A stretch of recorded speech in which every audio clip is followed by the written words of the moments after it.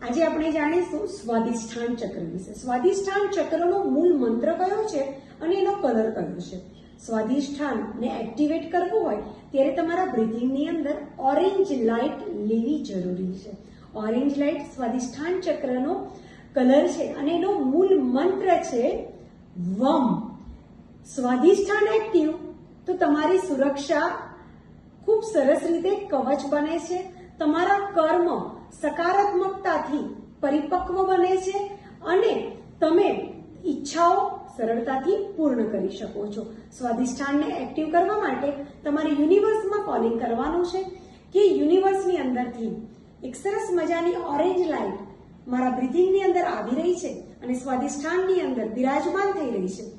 Take a deep breadth, ઊંડો શ્વાસ લઈ અને મંત્ર બોલવાનો છે વમ।